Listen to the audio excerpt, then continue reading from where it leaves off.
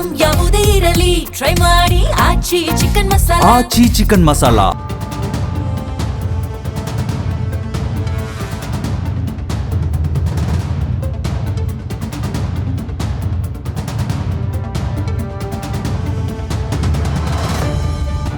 ಕೇಂದ್ರ ಸರ್ಕಾರದ ವಿದೇಶಾಂಗ ನೀತಿ ಮತ್ತು ಪಶ್ಚಿಮ ಏಷ್ಯಾ ಬಿಕ್ಕಟ್ಟಿನ ಕುರಿತು ಪ್ರಧಾನಿ ನರೇಂದ್ರ ಮೋದಿ ನೇತೃತ್ವದ ಸರ್ಕಾರದ ನಿಲುವನ್ನ ಎಐಎಂಐಎಂ ಮುಖ್ಯಸ್ಥ ಅಸಾವುದ್ದೀನ್ ಓವೈಸಿ ಕಟುವಾಗಿ ಟೀಕೆ ಮಾಡಿದ್ದಾರೆ. ಪಶ್ಚಿಮ ಏಷ್ಯಾದಲ್ಲಿ ನಡೀತಾ ಇರುವ ಸಂಘರ್ಷಗಳ ಬಗ್ಗೆ ಭಾರತ ಸರ್ಕಾರ ಸಂಸತ್ತಿನಲ್ಲಿ ಪೂರ್ಣ ಪ್ರಮಾಣದ ಚರ್ಚೆಯನ್ನ ನಡೆಸ್ತಾ ಇಲ್ಲ ಅಂತ ಓವೈಸಿ ದೂರಿದ್ದಾರೆ. ಅಲ್ಲದೆ ಸರ್ವಪಕ್ಷ ಸಭೆ ನಡೆಸುವುದು ಸಂಸತ್ತಿನಲ್ಲಿ ನಡೆಯುವ ಚರ್ಚೆಗೆ ಸಮನಲ್ಲ. ನಮಗೆ ಪ್ರಶ್ನೆ ಕೇಳುವ ಹಕ್ಕಿದೆ ಎಂದು ಹೇಳುವ ಮೂಲಕ ಸರ್ಕಾರದ ಪಾರದರ್ಶಕತೆಯನ್ನು ಪ್ರಶ್ನಿಸಿದ್ದಾರೆ. ಭಾರತ ಯಾವುದೇ ದೇಶದ ಏಜೆಂಟ್ ಅಲ್ಲ ಎಂಬ ಸರ್ಕಾರದ ಇತ್ತೀಚಿನ ಹೇಳಿಕೆಯನ್ನ ಓವೈಸಿ ತೀವ್ರವಾಗಿ ಲೇವಡಿ ಮಾಡಿದ್ದಾರೆ. ಈ ಸಂದರ್ಭದಲ್ಲಿ ಅವರು ಬಳಸಿದ ರೂಪಕಗಳು ಸಭೆಯಲ್ಲಿದ್ದವರನ್ನ ಬೆಚ್ಚಿ ಬೀಳಿಸಿದವು. ಏಜೆಂಟ್ ಅಂದ್ರೆ ಏನು, ಅದರ ಅರ್ಥವೇನು? ಬಹುಶಃ ಅವರು ಇಸ್ರೇಲನ್ನ ವೇಶ್ಯೆ ಮತ್ತು ಪಾಕಿಸ್ತಾನವನ್ನ ದಲ್ಲಾಳಿ ಎಂದು ಕರೆಯಲು ಪ್ರಯತ್ನಿಸಿದ್ದಾರೆಯೇ ಅಂತ ಪ್ರಶ್ನಿಸಿದ್ದಾರೆ. ಅಲ್ಲದೆ ನಮಗೆ ನಾವು ಏಜೆಂಟ್ ಅಲ್ಲ ಅಂತ ಹೇಳ್ತಿದ್ರೆ ಪ್ರಧಾನಿ ಮತ್ತು ವಿದೇಶಾಂಗ ಸಚಿವ ಎಸ್ ಜೈಶಂಕರ್ ಇಸ್ರೇಲ್ ಮತ್ತು ಪಾಕಿಸ್ತಾನದ ಬಗ್ಗೆ ಇಂತಹ ಕೀಳು ಮಟ್ಟದ ದೃಷ್ಟಿಕೋನ ಹೊಂದಿದ್ದಾರೆಯೇ ಎಂದು ನಾನು ತಿಳಿಯಲು ಬಯಸ್ತೇನೆ ಅಂತ ಓವೈಸಿ ಕಿಡಿಕಾರಿದ್ದಾರೆ.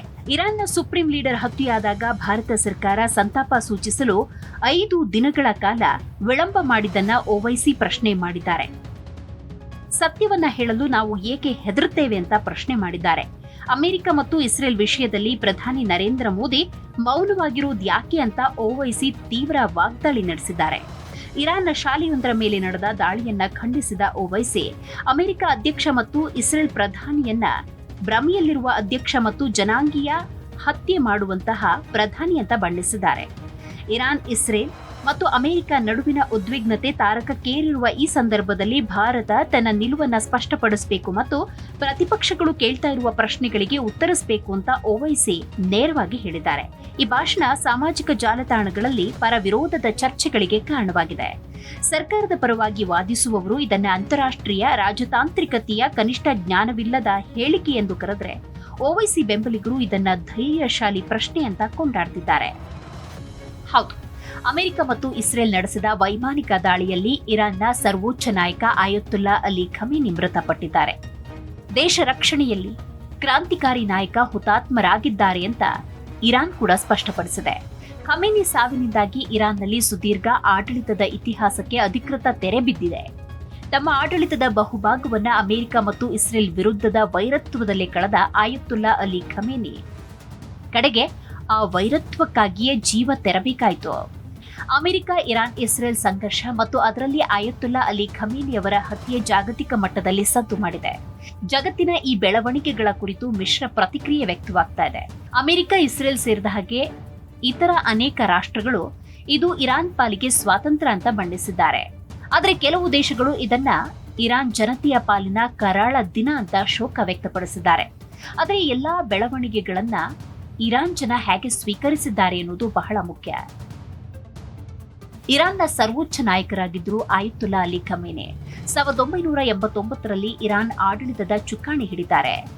ಇರಾನ್ ಕ್ರಾಂತಿಯ ಸಂಸ್ಥಾಪಕ ಆಯತುಲ್ಲಾ ರುಹಲ್ಲಾ ಖೊಮೇನಿ ಅವರ ನಂತರ ಅಧಿಕಾರಕ್ಕೆ ಬಂದ ಆಯತುಲ್ಲಾ ಅಲಿ ಖಮೇನಿ ಸಶಸ್ತ್ರ ಪಡೆಗಳು, ನ್ಯಾಯಾಂಗ ಮತ್ತು ವಿದೇಶಾಂಗ ನೀತಿಯ ಮೇಲೆ ಸಂಪೂರ್ಣ ನಿಯಂತ್ರಣವನ್ನು ಹೊಂದಿದ್ರು. ಸರಿಸುಮಾರು 3 ದಶಕಗಳ ಆಡಳಿತ ಅವಧಿಯಲ್ಲಿ ಇರಾನ್ ಮಿಲಿಟರಿ ಶಕ್ತಿಯಾಗಿ ಹೊರಹೊಮ್ಮಿತು ಅಲ್ಲದೆ ಅಮೆರಿಕ ಮತ್ತು ಇಸ್ರೇಲ್ನ ವೈರತ್ವ ಕಟ್ಟಿಕೊಳ್ಳುವಷ್ಟು ಶಕ್ತಿಶಾಲಿಯಾಗಿ ಬೆಳೆಯಿತು. 1939ರಲ್ಲಿ ಇರಾನ್ನ ಮಹ್ಷದ್ನಲ್ಲಿ ಇಸ್ಲಾಮಿಕ್ ಧರ್ಮ ಗುರುಗಳ ಕುಟುಂಬದಲ್ಲಿ ಜನಿಸಿದ ಆಯತುಲ್ಲಾ ಖಮೇನಿ ಇಸ್ಲಾಮಿಕ್ ಶಾಸ್ತ್ರವನ್ನ ಅಭ್ಯಾಸ ಮಾಡ್ತಾರೆ. 1979ರ ಇಸ್ಲಾಮಿಕ್ ಕ್ರಾಂತಿಯಲ್ಲಿ ಸಕ್ರಿಯವಾಗಿ ಭಾಗವಹಿಸಿದ ಅವರು 1989ರಲ್ಲಿ ರುಹಲ್ಲಾ ಖಮೇನಿ ಅವರ ನಿಧನದ ನಂತರ ಇರಾನ್ನ 2ನೇ ಸರ್ವೋಚ್ಚ ನಾಯಕರಾಗಿ ಅಧಿಕಾರವನ್ನು ವಹಿಸಿಕೊಂಡರು. ಕಳೆದ 37 ವರ್ಷಗಳಿಂದ ಇರಾನ್ನ ಪ್ರತಿಯೊಂದು ನಿರ್ಧಾರಗಳ ಮೇಲೆ ಆಯತುಲ್ಲಾ ಅಲಿ ಖಮೇನಿ ಅವರೇ ಅಂತಿಮ ಅಧಿಕಾರವನ್ನು ಹೊಂದಿದ್ರು.